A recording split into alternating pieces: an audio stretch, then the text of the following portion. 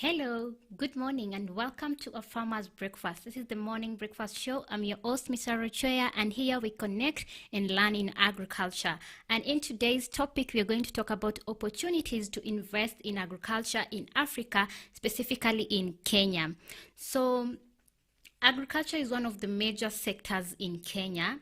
This is mainly because Kenya is an agri-based country, and gone are the days when we thought that agriculture was for the old people, for people who have retired. Nowadays, young people are getting into agribusiness opportunities and they are doing really great. But before we get into those opportunities, we are going to talk about our ongoing campaign on safe use of pesticides. That is in partnership with UNIDO, United Nations Industrial Development Organization, with Markup Market Access Upgrade. So in this, we emphasize that safe use of pesticide is a responsibility for all of us. And in the morning breakfast show, we talk about the role of agro dealers in ensuring that there is safe use of pesticides so that we can reduce misuse of pesticides and pesticide residues in our crops. So role number one for the agro dealers, role number one is to ensure that they have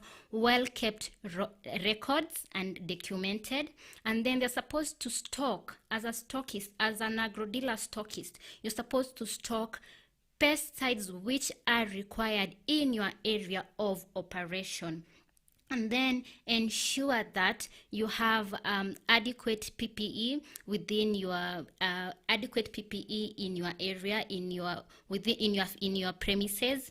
At the same time, you're supposed, as an agro dealer, you're supposed to advise farmers on the best use of pesticides and alternative options. And then you're also supposed to discourage misuse, or you're supposed to discourage misuse of pesticides, because we have farmers outside there who are just doing farming, and they don't know how to do this farming, so they just use any pesticide. So we are advised to discourage the misuse of pesticides. So that is it for today on the role of agro dealers. And before we go to today's topic, I want to introduce people, or rather welcome those who are watching us. Thank you so much for tuning in, and I can see that we have people who are watching us.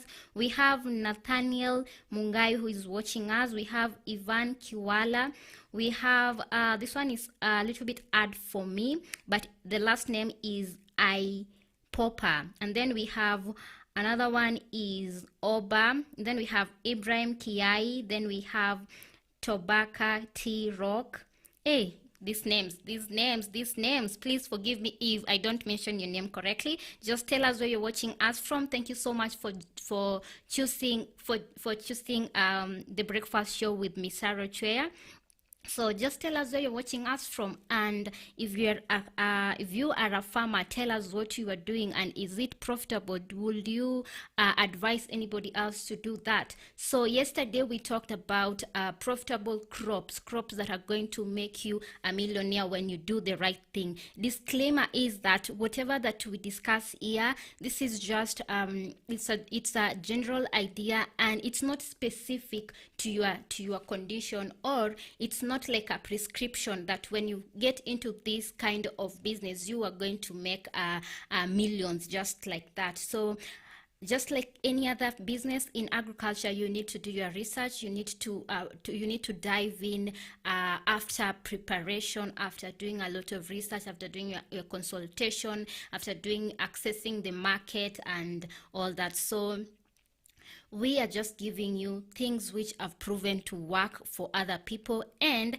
so in today's topic, we're going to mainly major on animal production, and other related agribusiness ideas. So the number one agribusiness idea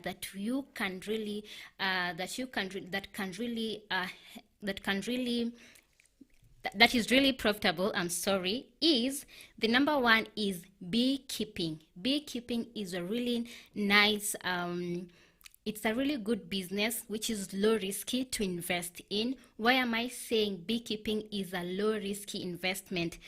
beekeeping does not require a lot of income like other agriculture businesses. At the same time, not so many people are brave enough to go into beekeeping business. So it means that it is a unique idea. So beekeeping, it requires very minimal capital to start. You can start beekeeping with as low as 8,000 Kenyan shillings. And I said, yes, you can start beekeeping with as low as 8,000 Kenyan shillings. This is because to establish one, you need to purchase the beehive. That is, you need to purchase. You need 8,000 for purchasing beehives. So for harvesting materials, then with 4,000 one is able to purchase hives, and then to top up the cost, you need like 3,800 for the bar hive cost. So with 8,000 Kenyan shillings, you are able to get started with beekeeping. And there are factors that you should consider when you're doing beekeeping. One is the location. If you're doing beekeeping, you need to consider the location. It should be far away, a distance from residential areas. So that is, you need to make sure that your location is far away from residential areas. We know bees can be stinky, bees are dangerous, so we need to be far from homesteads so that we can protect our community and people. And then another thing is that with beekeeping, you can also you can use the wax to produce other byproducts so that you can sell outside there. And honey, the demand for honey is really high, and still the supply is low. You can sell honey for 1 kg from as low as 500 Kenyan shillings, and 1 liter it's from 800 to 1,500 Kenyan shillings. And it only requires 9 months for you to harvest your first harvest for bees. So it only requires 9 months, and it's a low maintenance kind of agri enterprise. And then after 9 months, now you can be able to harvest after 3 months. At the consecutive one, it's after 3 months you will be able to harvest that after 3 to 4 months, depending on the environment.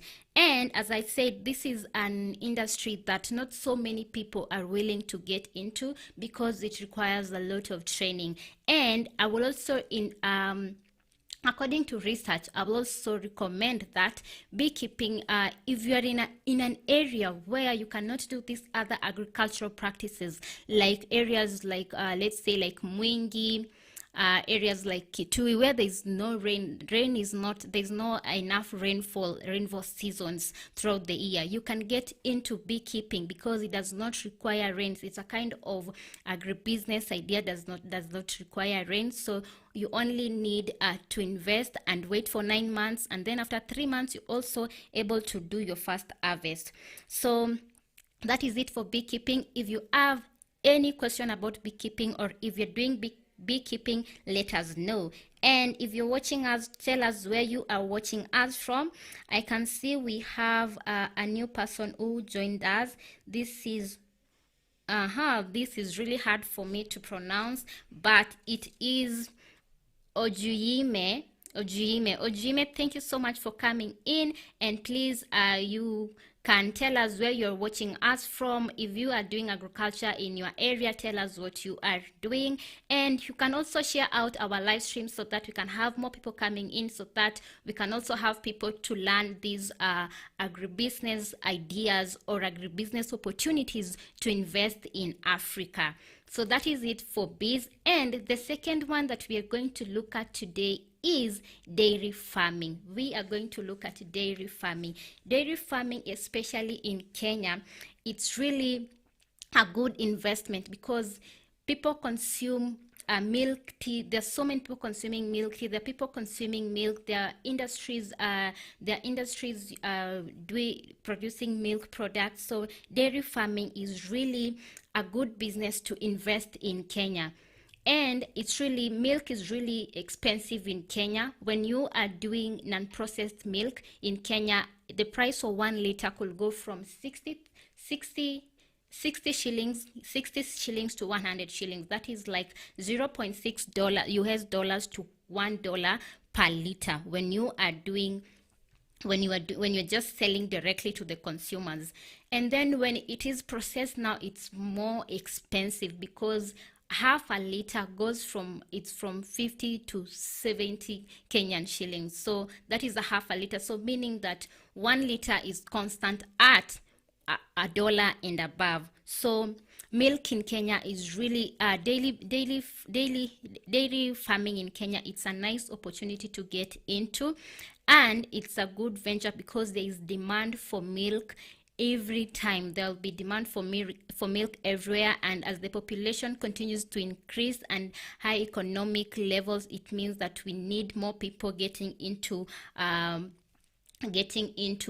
dairy farming.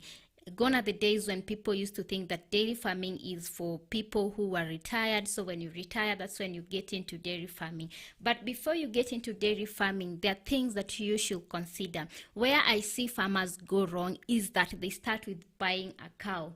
No, that is not what you're supposed to start with. Buying a cow should be like the last thing for you to do. So when you're going into dairy farming, the first thing that you should consider is getting feeds. Because for the cow to produce milk, you should give it feeds. Like feeds is what you invest and milk is what you get. So so the first thing that you should do when you are doing when you want to get into dairy farming, the first thing that you should do is make sure that you're getting your feeds. Do your research and make sure you're getting the correct feeds for your animals. Actually, producing your own feeds is more, it's kind of cheaper. No, not that it's kind of cheaper. Producing your own feed is cheap, but if you cannot be able to produce your own feeds, then you can buy feeds. You can outsource feeds from somewhere else. And I will advise, if you are giving I will advise that you buy your feeds when it's during the rainy season. During the rainy season, you can buy your feeds at a lower price, and then you can be able to store them and use them during the dry season. Because during the dry season in Kenya, milk tend to be more expensive compared to the rainy season, for the obvious reasons, because feeds are expensive. So if you buy your feeds when we are during the rainy season and store them, then you are going to make more money. Another thing is that you are going, after now you've worked on your feeds, now the thing that you're supposed to do is the construction of the construction of the dairy house construction. This doesn't have to be really very, very expensive and all that, because cows, naturally they're made, they don't feel cold. So you don't need to do a very good structure. You don't need to spend a lot of money. Not very good. You don't need to spend a lot of money on getting a structure that is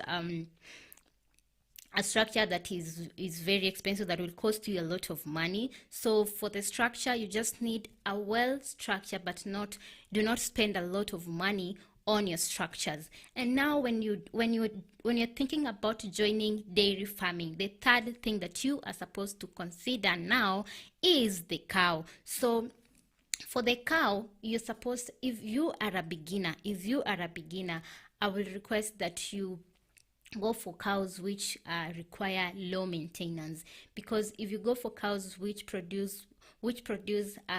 have higher production, if the cows have higher production, meaning when you are also getting into that, it also needs a lot of investment in terms of, the cows need very well structured. They need to feed very well, and at the same time, something that is very important if you need more milk production is that you make sure that the environment of the structure, Oh, I don't know if I'm making sense, but then the environment where your cow lives, where if it feeds from, and everywhere that place is, you make sure that the place is clean, because cows are just like human beings. I think like human beings, because most of us, we are more productive when we are in a clean environment. So when you have a clean environment for your cows, they're going to produce more milk. And another advantage of doing a dairy farming is that you can use the manure to do other forms of farming. At the same time, you can turn the manure into biogas and use it for cooking. So for me, I feel like dairy farming is really a good investment. It's really a good investment in terms of we have a lot of demand. There's high demand for milk. At the same time, you can sell this to factories, which are manufacturers, which are doing other byproducts for milk, and those who are processing milk. At the same time, you can use it as manure for your other crops, and you can also use it as a biogas for your fuel. So that is it for dairy farming. And if you're watching us, if it's your first time coming, please make sure to tell us where you're watching us from. I see we have new people who are coming in. We have Christopher Luyo, who is watching us. Thank you so much for coming in. We have Patrick Julumi, who is also watching. So guys, comment and tell us where you're watching us from, and please do not forget to like our live stream and give us a love, so that this live stream can be recommended to so many people, because we need more people getting into agricultural businesses, and we need more people investing in agriculture businesses in Africa. So we are going to look at another investment opportunities before we take a break. So another investment opportunities that you can have in Kenya, or rather in Africa, but specifically we are doing content based on Kenya, and we are saying that the disclaimer for this, it's not that what I'm telling you here doesn't mean that you are going to do this type of farming and get good money. This is just like a guidance for anybody who wants to invest in Kenya, anybody who wants to invest in Africa, things that you should look at when you are investing in Kenya. So we are going to the next opportunity that we are going to look at is pig farming in Kenya. Pig farming is another opportunity that we can look at. Pig farming is really there's high demand. Pig is one of the white meat that is really consumed by a lot of people in Kenya. And still the demand is high. The demand for pig is high, but the demand for pig is high, but the supply is still limited. So pig farming is unlike any other livestock. Pig farming is really I will say it's really more productive, because a pig, unlike dairy farming, one pig can give birth to more than let's say, no, not more than, let's 10 piglets at the same at once, meaning that pig farming is something that you can really start small. When you start it small, you can be able to grow faster than any other form of animal keeping. So for pig farming, we have also factors that you should consider when you are doing commercial pig farming. There are factors that you should consider. First of all, for pigs, unlike cows and other animals, for pigs, they can feed anything. So feed shouldn't be a problem if you are trying to start, or if you are thinking to start about commercial pig farming. Commercial pig farming pigs do not require their feeds. You can feed them you can feed them a lot of things. You can feed them, you can get things from the market and feed them the leftover. The cost of feeds in pigs tend to be low than the cost of feeds in other animals. So this is a really good investment opportunity. And again, when you are doing pigs, another thing that you should consider is the location. Location is also very important. Just like bees, also pigs, you should consider a location that is far away from homesteads. At the same time, you should also consider a location that is close to the market, so that you can have easy transportation to the market and easy transportation of the feeds. And yeah, so for pig, location is also very, very, very, very, very, very, very, very important. And also you should consider the type of pigs that you are going to start from, the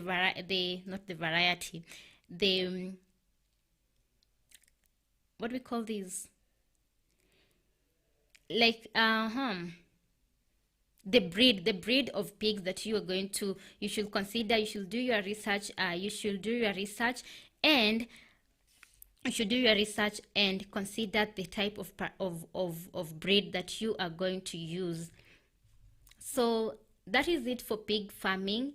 And if you have any question about pig farming, or if you are doing pig farming, let us know in the comment section. And please, for those who are watching us, let us know where you guys are watching us from. So that is it for pig farming. We are going to take a short break, but before that, I would like to tell you that we have our onion harvesting event at a farmers training center will be next week. So you can register with us so that you can come and train on onion harvesting event. And we can also do a virtual training on arrangement. So if you are interested in participating in the onion harvesting event, you can register with us. You can register with us. You can call us on our number on your screen. You can also DM us on Facebook. You can DM us on Instagram as a Farmers Media. You can also DM us on LinkedIn as a Farmers Training Center, and we'll be glad to have you. So stay tuned. We'll be right back after this short commercial break.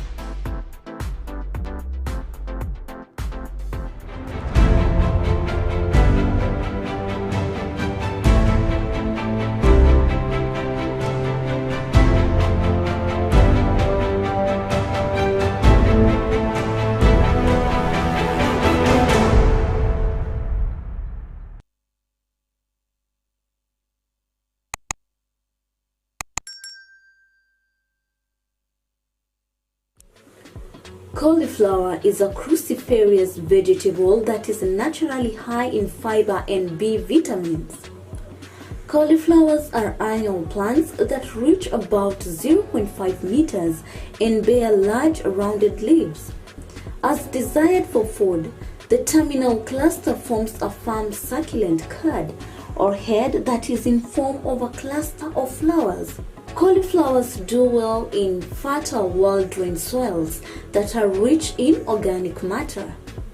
Just like other plants, cauliflowers are also affected by different kinds of pests and diseases which can hinder its growth, including unfavorable climate and growing conditions.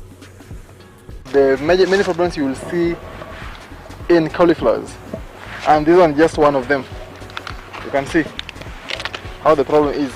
It's called riciness. You can see it living in a chana, that is, yeah? Living each other. As you always say. But this one is usually caused by low temperatures. Yes. Low temperatures. Low temperatures during planting leads to this problem. So you have to make sure during planting you have favorable temperatures for your crops. Always talk to your agronomist when you plant, so you can know when to plant what and what works when. Temperature will depend on your area, the area you are in. Because I can't tell you we are in Nyandarua, I want to grow this, and you are in somewhere in in coast, it's too hot. Yes, so that will depend also in your locality. Yes, and also if you are in those climates where it always changes, so you have to know when is the cold season. In cold season you can't do this because of A, B and C.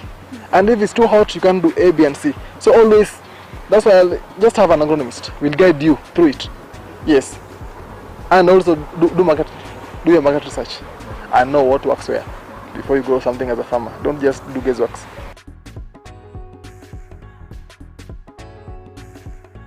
There's a lot of pests that attack cauliflower. The most notorious one is aphids. Aphids will circle your leaves, and one thing you'll know, there's aphids on your leaves. They're always curling. Yes, they will eat, or they will suck the sap out of the leaf, and now when they are too weak, they start curling. They curl inwards. So that's how you'll know you have aphid attack on your farm. Yes. And now what you can do to control aphids on your farm is always keep them in check by spraying. There's always a chemical solution to it. There's a biological, and then there's IPM. Yes.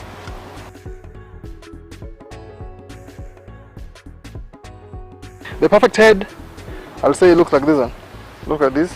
It's perfectly round, and it doesn't have any spots on it, and it's intact. That's what makes a perfect head, and is a good size, good market size. Not too small, not too big, not overgrown, just perfect. Yes.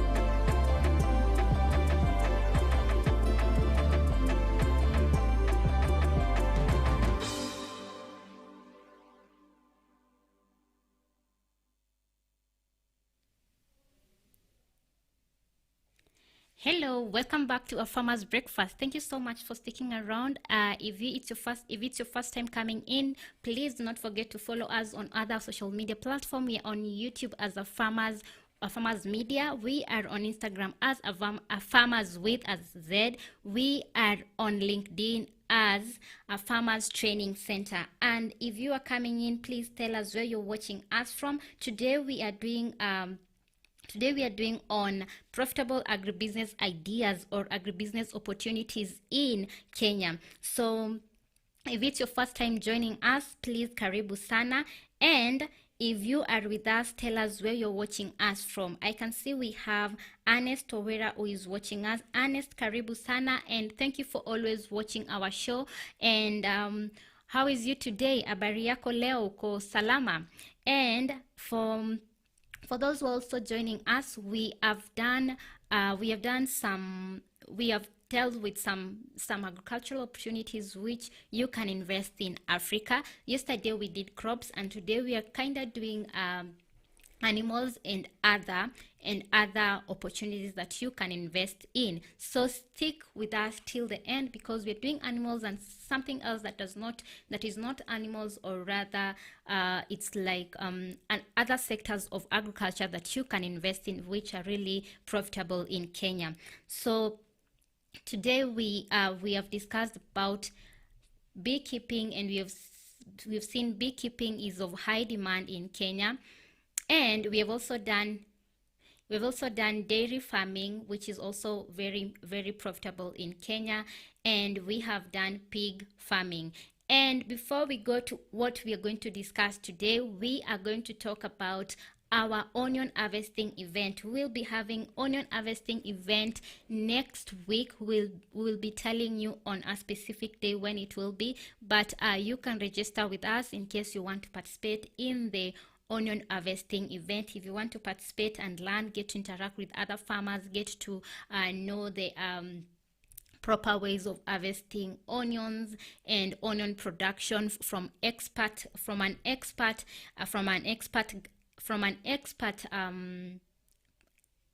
and get an expert guidance. So if you want to be with us, kindly join us. And if you're not in Kenya, you can join us. We can have a virtual training on onion harvesting. We'll be harvesting onions at our Farmers Training Center.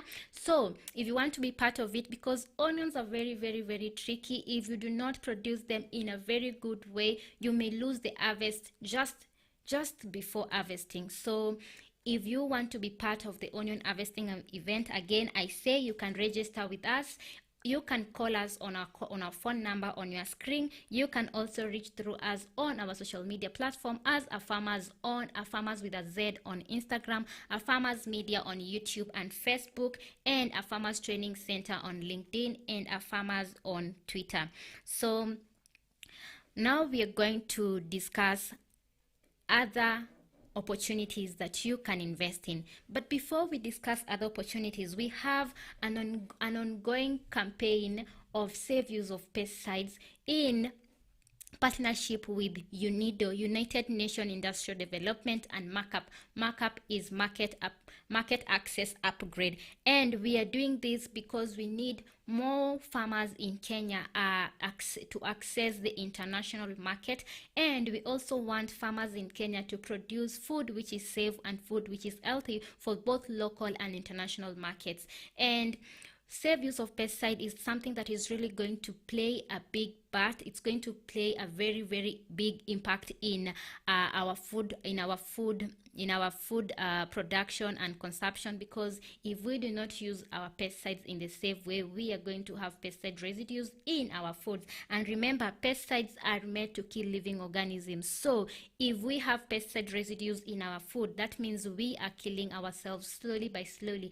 And the safe use of pesticide is a responsibility for everyone, whether you are doing farming, whether you are not in farming, because we all need to eat food, we all need to be energized, and our fuel for the body is food. Therefore, we all have to be responsible, and that's why we are urging you to maybe share out our live stream so that more people can get this knowledge. If you are watching us, you can share out our live stream, because we share very important tips on safe use of pesticide. And on our Farmers Breakfast show, we talk about the role of agro dealers in making sure that farmers are using that pesticides are being used in the safe way. We are specifically talking of pesticides that are used in agriculture. So the role number one for the agro dealer, role number one is that they should report any negative impact of pesticides which have been used to the Pest Control Product Board, which is PCBP, Agriculture Ministry, and the area representative of the company that is supplying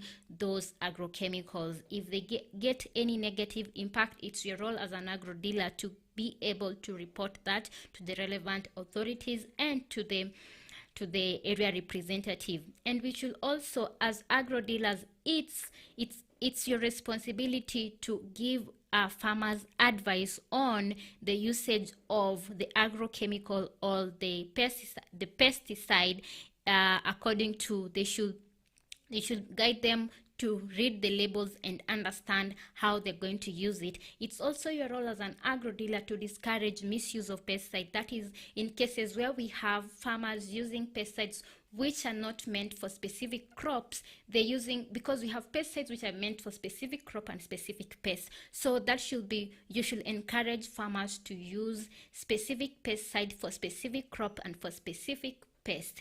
And it's your role as an agro dealer to make sure that you are stocking products which have been approved to be used in Kenya or your area of region in Africa, because we have people watching us from Africa, and it's Africa.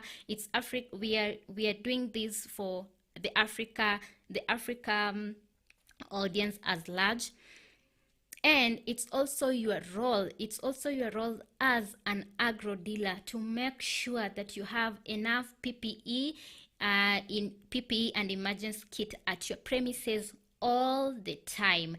And you should also advise farmers to be able to use protective equipment, which is the PPE. They should use their PPE when they are doing their spraying to protect them from dangers of misuse of pesticide or mishandling of pesticide. So that is it for our campaign with Markup and UNIDO. So be with us every day so that we can give you tips on safe use of pesticides. So right now we are going on to our next farming opportunities, or an area which you can invest in if you are looking to invest in agriculture in Africa, Kenya. Fish farming is an opportunity that you can invest in Kenya. Many Kenyans eat fish, but unfortunately there has been over the past few years, fish in our natural water bodies like Lake Victoria, Lake Naivasha, and freshwater lakes have decreased in production. But the demand still increases, because nowadays everybody, sometimes back we used to have fish mostly consumed by people from Nyanza and western part of Kenya, and maybe Rift Valley and all that. But people from Central, most of them never used to consume fish. But nowadays fish is consumed by across the country. Everybody is consuming fish, and the demand is really high. And we all know that fish is a really healthy.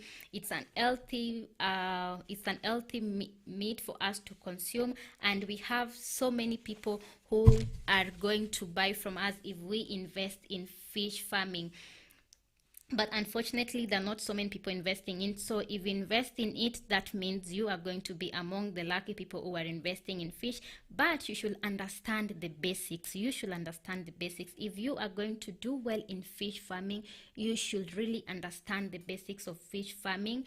And you should ensure that you have good source of water, and you have an ideal location, a location that is close to the market, and a location that is free from any contamination from the neighboring area. And if you do that, you are going to you are going to start off very well and start smoothly. Make sure that you're choosing the correct location. Make sure that you are having a good water source, and your location should be next to the market, or you should have proper transportation to the market. And you should also determine the size of your, because we have people are getting into fish farming and they're doing fish, because we have those people who are producing actually, and you can also do distribution. But right now we are talking about those who are producing. If you are producing, those are the things that you should consider. You should consider your location, and you should also consider that you have a clean source of water. Avoid areas where you can get contamination. You can contaminate your water from the neighboring. And that is it for fish farming. If you have any question, you can actually write on the comment section. And if you have any investment opportunities that you think that, or you have tried out and it has worked well for you, you can also share in the comment with our viewers, so that we can also see if we can have more people who are going to try that kind of business. And I'm going to welcome people who are now watching us. We have people watching us. Please, if you are watching us, make sure to give us a like on make sure that you're liking our video, and make sure that you're giving the love hearts, so that it can please the Facebook algorithm, so that we can have more people getting to see this content. So I'm going to welcome people who are joining us for the first time, people who are joining us after the break. So we have Emma Odor, we see you're watching us. Tell us where you're watching us from. Karibu sana to our show. Then we have Louis Boda, who is also watching us. Thank you so much. And then we have Ram Peter is also watching us. And then we have Nathaniel Mugai is also watching us. Karibu sana. And of course we have Ernest, who has been with us. Ernest, thank you so much for staying with us. And please, you can share out our live stream, so that we can have more people coming in. And do not forget to give us a like button and give us a heart, so that we can please the Facebook algorithm, because we want this content to reach as many people as possible, because here we are learning and we are growing in terms of agriculture. So we are going to go to our next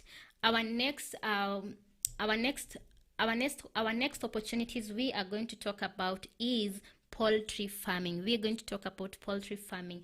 Poultry farming is an ideal agribusiness idea to get into in Kenya, because there is a lot of demand for poultry in terms of meat and the eggs. So specifically in Kenya, most people do chicken farming when it comes to poultry, because there's a high demand for chicken, and there's a high demand for the eggs. So you can choose if you're doing poultry farming and you're doing chicken farming, you can choose to go to the layer side or go to the broiler side, but they all have their disadvantages and advantages. So if you're doing layers, it means layers, it's a good opportunity. But for layers, you really need to have the initial capital has to be a little bit more higher, because the more birds you have, the more eggs you lay, and the more it becomes cost effective, and the more profit you're going to see. You should start with at least 200 birds. When you start with at least 200 birds, do not start with lower than that. Maybe 200. If you can make it, if you start with 500 birds, that will be better. 500 to 1,000 birds, that will be really better. And that is when you get to see the profit, because in Kenya also the cost of feeds is not that cheap. So if you do a large scale of poultry farming, when you're doing layers, do a lot of make sure that you are investing in a good number, then you have a good money to start. But because the good advantage with poultry, with when you're doing layers, is that you do not need a ready market. You do not need a ready market. You can do your market as in the process of doing the business. You can do your market. You can research and get a market. But when you're doing broilers, for broilers, you need to have a ready market. You need to have a ready market before production. Just before they are mature enough, you need to have a ready market, because the broiler ones are made in such a way that they do not have strong, should I say strong muscles? Hazina nini strong. So kama unazilea and they pass the 6 weeks and you still have them and you've not gotten your market, you are going to go at a loss, because they're not going to be, because their feeds are made in such a way that they tend to grow very fast. And if they grow very fast, sometimes they are not able to hold their weight. So what you're going to do for broiler farming is get the market fast. And sometimes you can get at least 2 or 3 market options, because just like any other business, sometimes people may promise to buy from you, and if they don't buy, you need to get another a plan B. At the same time, for broiler farming, if you have good money, you can invest in a freezer, so that you can actually get to slaughter them and put them in a freezer as you wait for the market. But the best way for broiler farming is that you get fast the market. When you get the market, then you can sell and get more than 2 customers, more than 1 customer, because if one customer fails to take the order, then if one customer fails, then you have another one you have a plan B. But if you do not have that, you are going to incur a loss. And the good thing with broiler farming is that it does not require a lot of capital to start, unlike the layers. They require a lot of capital to start, and you have to have many birds for you to make profit. But for broilers, you can do like 50, then after 6 weeks you sell all of them. If you have ready market, which you're saying you need to have ready market before doing broiler. Even for layers, you can still, the best thing to be on the best side is that you can still do your market research just before they start laying. You can do your market, and you don't need to be worried about the market, because for layers we have people consuming them in their homes. You can decide to sell to people, delivery from door to door, you can deliver that. You can also, but you should look for long-term customers, because it's a process. You look for long-term customers. You can deliver to schools, you can deliver to supermarket, you can deliver to people who are doing bakery, you can deliver to institutions. Like, you will get market for layers when you put your work inside there. You will get market for your layers. So for poultry business is a business that you cannot go wrong. You can also decide to go the kienyeji way, because people tend to love some people tend to like kienyeji, because more people are trying to eat healthy stuffs. So you can still go kienyeji way. If you go kienyeji way, you will get more money. You'll get more money. It will not move very fast as broilers, because broilers you can sell them to the fast food restaurants at once. But for kienyeji, it's not going to go as frequently, yani haitaenda haraka. But it's more, because if you sell like 3 broilers, it's the same as selling 1 kienyeji, because if you have 1 kienyeji jogo, you can sell as high as 1,800 depending on your location. But the people who sell them at 800 depending on your location, if you're on the rural area, it's going to be cheap. But if you're on the high-end area, it's going to be expensive. And you should also, if you're doing a kienyeji and you're doing kienyeji you want to sell them for meat, you should strategize. So that you can sell them during the festive season. For example, you can sell them during the Christmas season, where we have more people buying and they're buying them at an expensive price, meaning it's a long time kind of investment. So before we go to the next next opportunity that you can invest in, I want to read a comment that is here. This is from Ernest Owira. Ernest Owira is saying, I love chicken, great information. You are welcome, Ernest. And then we have Nyambura Catherine is watching us. Nyambura Catherine, thank you so much for joining us. And for those people who are watching us, please make sure that you share out our content so that we can have more people to join us. Ernest, thank you so much for sharing. We see that, Ernest, I've seen that you've shared our content. Thank you so much for sharing so that we can have more people joining.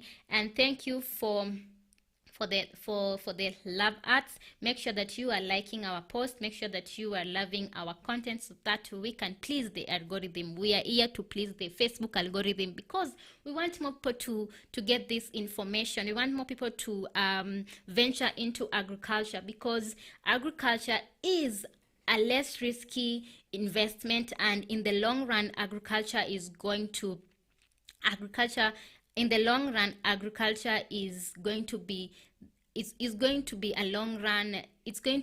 give you more profit because we know people must eat, and then we have to fight food securities. We have the export in the export market and all that. So make sure that you are sharing our content because that is what we want. So and right now we are going to go to the next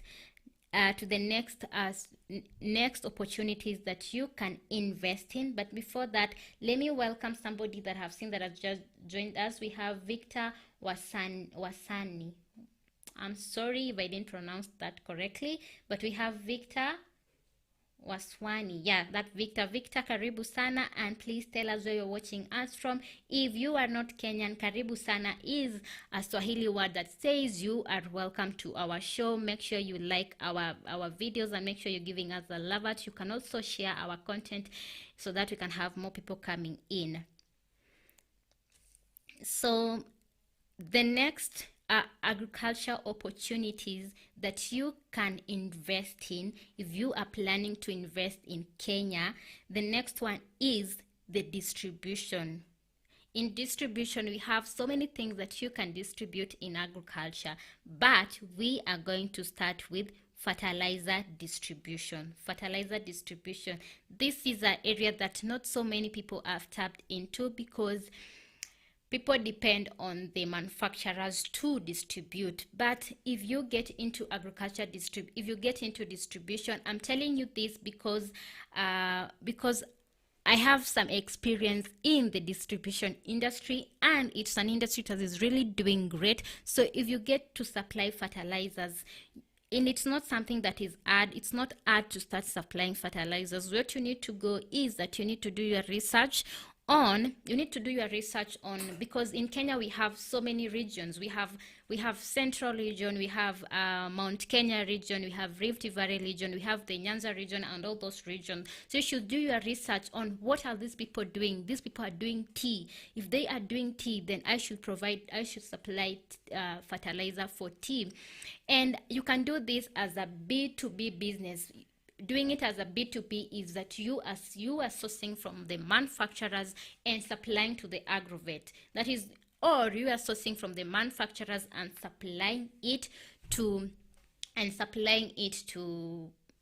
large scale farmers. You can look somewhere like Rift Valley. We have so many large scale farmers. We have people doing wheat, we have people doing maize, we have people doing so many horticultural crops. So you can source the fertilizers from the manufacturers and supply to agrovets, and that is really going to be a good business for you. And this is a business that I'm talking out of experience. It's going to be a good experience, but what you need is that you need to have a source of transportation. Like you need to have your vehicles that are going to transport. You need to talk to the manufacturers. You need to do your research and see, because we have so many manufacturers in Kenya. And what I learned from the from the fertilizer distribution kind of business, there is one fertilizer, just like like in Kenya, so many people, when you talk about toothpaste, so many people will go for Colgate, because so many people will go for Colgate. When you talk about anything, let's say like washing powder. When you talk about washing powder, so many people will know it's Omo. So even for fertilizers or anything else, there is that product that they know it's working better, that they know, not necessarily that it's working better than the rest, but there is that product that they love. So when we were doing that kind of business, you will get people calling in and they're saying, oh, you don't have that kind of fertilizer? No. Then you try to convince them this one is doing better. They're going to tell you, no, I want this one because I'm used to this one. So do your research when you're coming into distribution. And we are going to talk about more opportunities that you can invest in agriculture. We have done our research, and we are here to give you research based on experience and based on success stories. So thank you so much for sticking around with us, and we are going to take a short commercial break, and we are going to be right back with more. And right now we are done with animals, with animal keeping. Now we are going to get into agriculture opportunities that you can invest in, and it will be very important that you stick around with us if you want to start investing in agriculture. Stick around because we have amazing topic that is coming next. Maybe it's something that you have never thought of, but it's something that is really very profitable, and we are going to give you tips because we have been in the agriculture industry for some time now, and we understand it. And if we have people who are also watching us and they are doing that kind of business, you can also comment and tell us about the business so that we can have more people doing the business, and we to reduce mambo ya unemployment and tamaking, because we can get into business and do business and get a source of income and even employ others. Before that, let me welcome people who are watching us, and please make sure that you're going to stick around. We are going to come back after a short commercial break. We have Paul who is watching us. It's Paul Olabode. I don't know if I pronounced that correctly, but it's Paul Olabode. Thank you so much for watching us. We have Victor. Victor had introduced Victor Wasin, and then we have somebody who is also new watching us. We have Geoffrey Yowanu. Thank you so much for coming, and thank you so much for choosing Thank you so much for choosing Breakfast Show, a farmer's breakfast show. Make sure that you are giving us a like, and if possible, you can also share out our content so that we can have more people coming to learn with us. So let's see you after this break.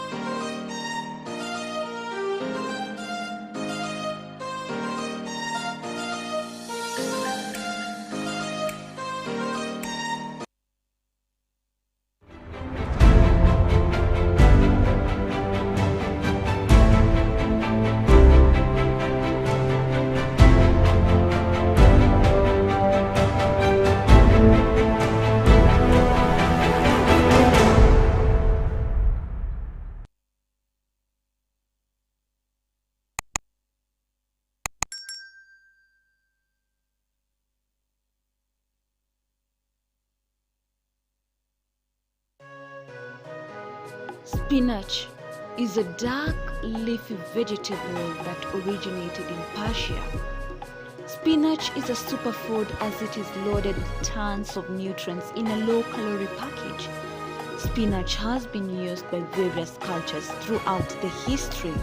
Spinach is a versatile vegetable and can be eaten raw or cooked.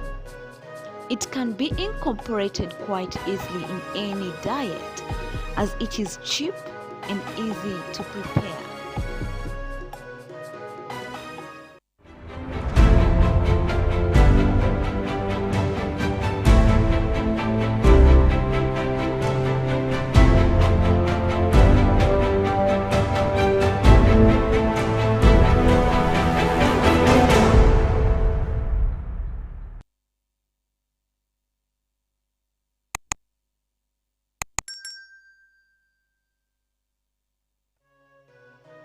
Beetroot is a highly nutritious root vegetable. The beetroot is the top proportion of a beet plant. It is one of the many varieties of the genus Beta vulgaris, all of which are mostly grown for their edible taproots and leaves. Beetroot is a root crop that takes approximately 3 to 4 months to mature. Beetroot is a fairly easy crop to grow as long as the soil is well cultivated prior to planting. Beetroots do not enjoy wet, boggy or shady soils.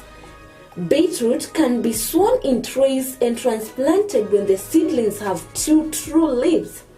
Plant in full sun, space seedlings 10 to 15 centimeters apart, and rows 20 centimeters to 30 centimeters apart so they have room to grow. Beetroots are also ideal for containers or raised beds. Beetroots will happily thrive in small areas as long as there's at least 20 centimeters depth of soil. Beetroot has been used not only for food but also for treatment for numerous conditions.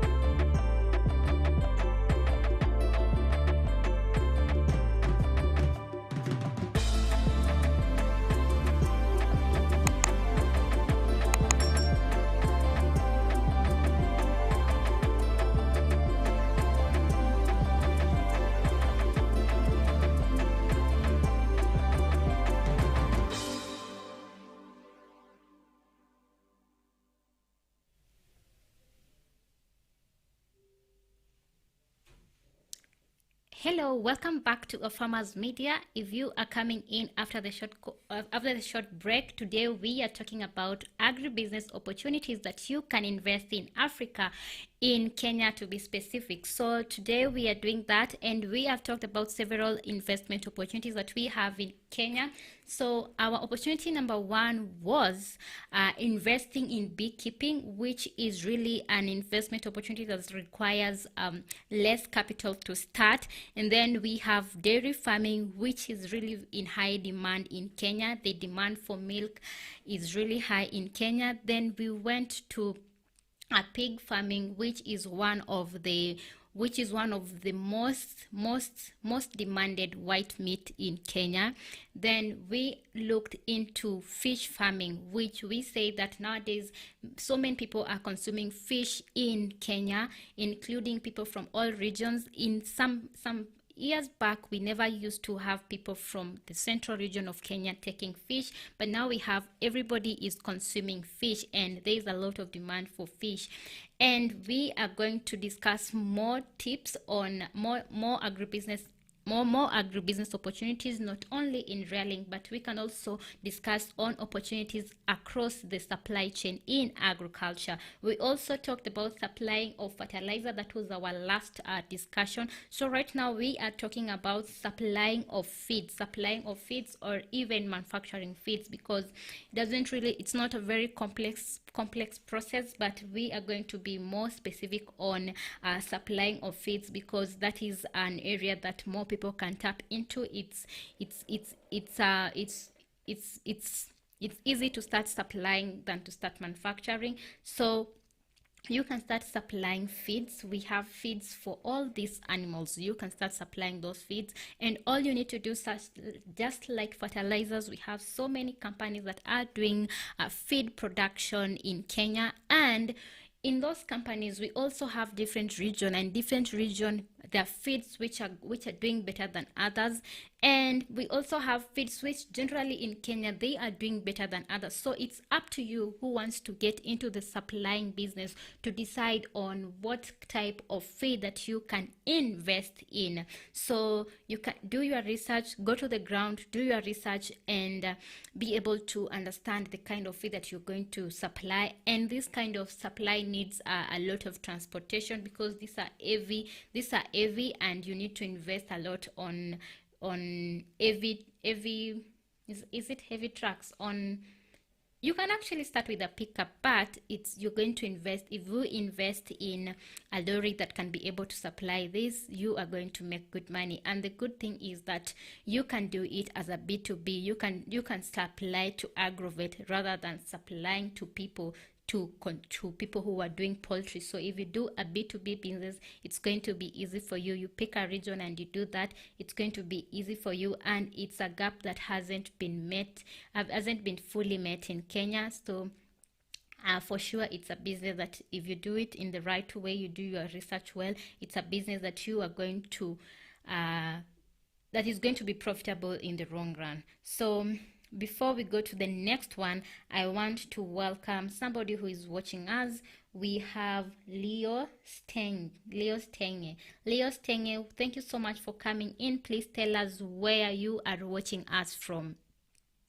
And the next type of business that you can get into in agriculture, in the sector of agriculture, is supplying. Still on supplying, we are talking about supplying of agrochemicals. I will say supplying of agrochemicals, because agrochemical is a really nice industry to get into, because one thing, unlike fertilizers and feeds, it doesn't really require a very big truck for you to transport. Transportation doesn't require a lot. You can start with agrochemicals which are packed in small bottles. If you start with those small bottles and you supply them to aggregate, it's going to be easy for you, because for agrochemicals which are supplied they're not packed in very huge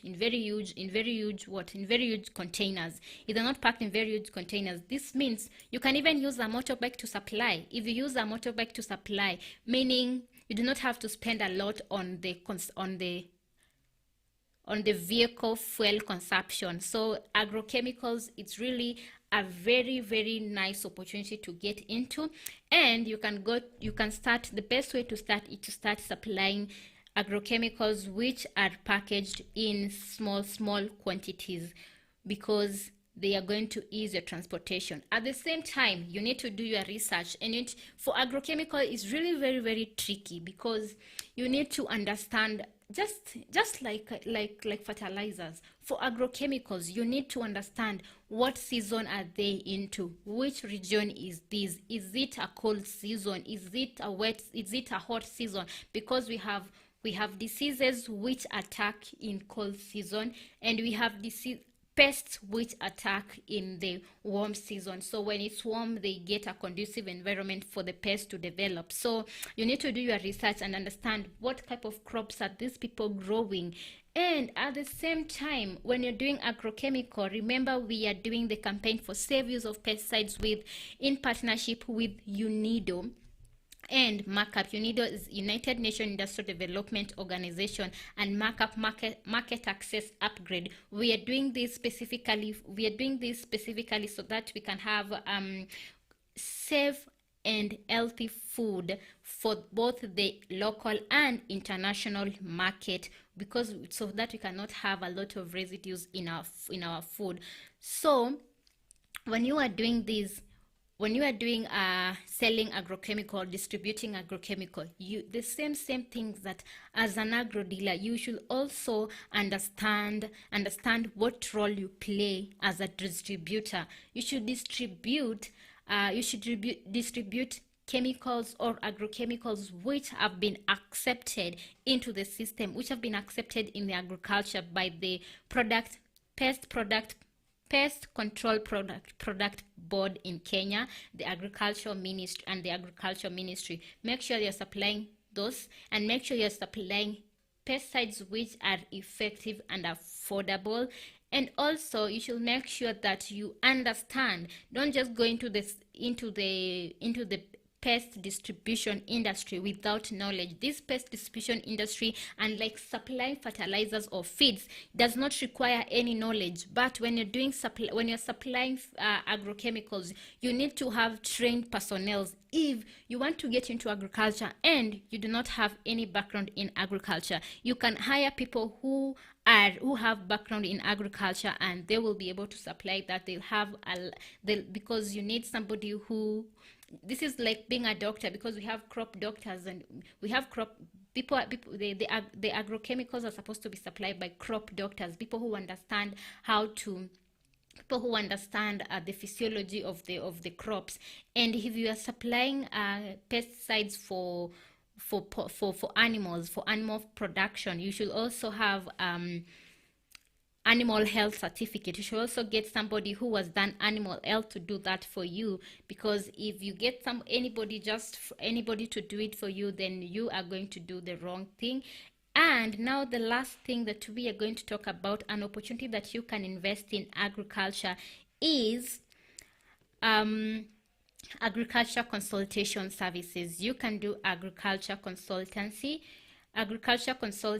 or you can do management and all that. That is just same thing as what a farmers training center, that is same thing as what a farmers training center we do. We can give you consultation on if you're planning to do farming. We can do farm management. So even if you want to get into agriculture, you can do that. You can get into the consultation services. And the consultation services is really good because you're going to give people good advice. People are going to start to get into business, having knowledge, being knowledgeable, understanding what they need to know, understanding the basics, and like just getting into agriculture because everybody is doing agriculture, or getting into agriculture because I need to provide for my family. Now people get into agriculture with prior information, so they're going to have a smooth start when they're doing the agriculture. So I will recommend doing agriculture consultation services, just like farmers. And if you want to do all this other type of farming, and you are looking for people who are going to advise you on what products to use, on everything from seeds to everything that you need in your farm to produce, you can get in touch with our farmers, and you can get in touch with us on our farmers media, with a farmers media on YouTube and a farmers media here on Facebook. And you can also get in touch with us on a farmers with a Z in Instagram, and a farmers training center on LinkedIn. You can get in touch with us, and we will be able to give you consultation services. If you have a land that you need to do farming, and you want people to manage it, we also offer that kind of services, and we can do that for you. So now we are going to conclude our discussion for this morning, and I want to appreciate each and everyone who has joined in and learned with us. Thank you so much. For those who have shared out our videos, thank you so much. And if you've given us a like, we also appreciate that, because that is really very important to us. And I want to appreciate my producer and director. On the production side, I have Michael Kabi and Sarah Wanjiku, who are doing the production on the other side. Thank you so much thank you so much for the amazing work that you are doing. And before that, I just almost forgot, I need to give you guys an update on the COVID updates that we have. So make sure that you are keeping safe, make sure that you are sanitizing, make sure that you're wearing your mask, make sure that you are doing social distancing. So I'm going to give you COVID updates for September 2nd. September 2nd, we have new cases. We have 970 new cases. We have recoveries. We have 612 recoveries. And we have recorded 7 deaths. Guys, this thing is still with us here, so we need to still keep safe. We need to take care of ourselves so that we can take care of others. So jilinde unilinde, that is the hashtag.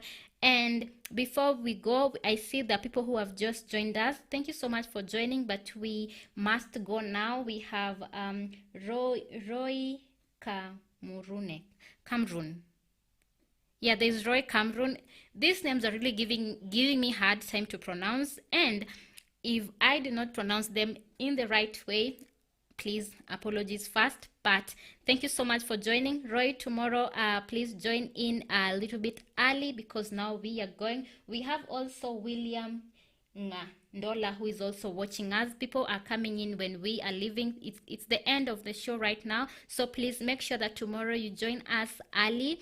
We are going to be here tomorrow at the same time, and we are going to have an amazing topic for you, so please join in and learn with us. So bye bye, see you tomorrow.